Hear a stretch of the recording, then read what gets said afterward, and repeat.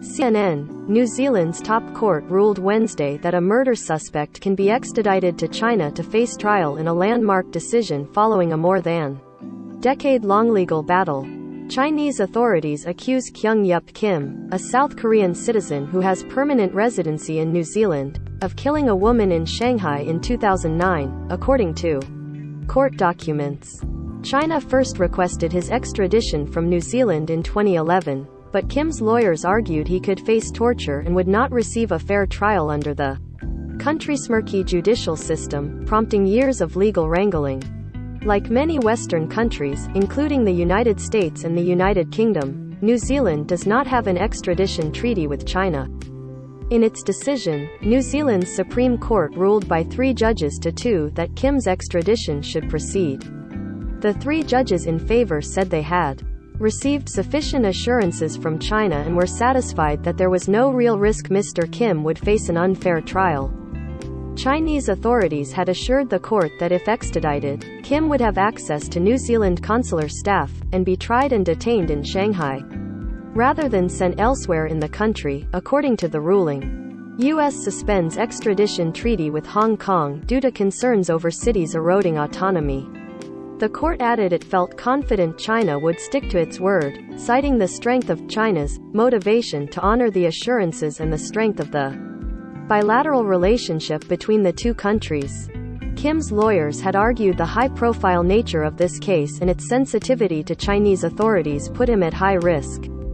In the Wednesday ruling, the court disagreed, saying he was an ordinary criminal suspect because he does not belong to a minority group and is not a political prisoner. In a statement to CNN, Tony Ellis, Kim's lead lawyer, said Kim was very disappointed with the judgment. The team will fight the extradition by filing a complaint to the UN Human Rights Committee and seek a fresh judicial review if necessary, Ellis said.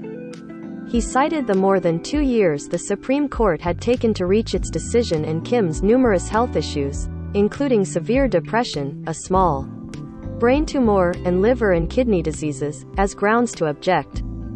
After China's initial extradition request in 2011, Kim had been detained for 5 years, then granted bail on the condition he wore an ankle bracelet, making him the longest-serving detainee without trial in New Zealand's modern history, Ellis said. The case against Kim. Kim has lived in New Zealand since he was 14 years old, according to court documents. His mother is also a New Zealand permanent resident, while his father, brother and 2 children are citizens. The case against him dates back to December 2009, when a young woman who worked as a waitress at a bar was found dead in Shanghai, according to court documents. At the time, Kim was visiting Shanghai and had rented an apartment there. Pieces of a quilt were found on her body, which were identified by Kim's then-girlfriend as similar to one he owned. When police searched Kim's apartment, they found samples that matched the waitress' DNA. Kim had also told a contact in a telephone conversation that he may have beaten a sex worker to death, according to police. Court documents said there was evidence to suggest the waitress may have engaged in sex work. Kim has denied the murder charges. Legal battle. Following China's initial extradition request, the New Zealand courts ruled in 2013 that Kim could be handed over, and that decision was confirmed 2 years later by the Minister of Justice.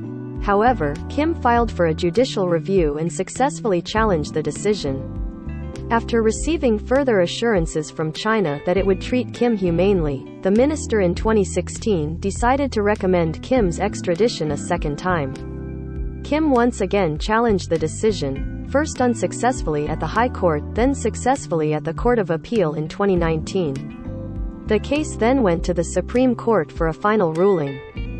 At the time, the Chinese Foreign Ministry had urged New Zealand to extradite Kim as soon as possible, so that justice can be upheld for the victim, and defended the Chinese judicial system as respecting the legal rights of criminal suspects.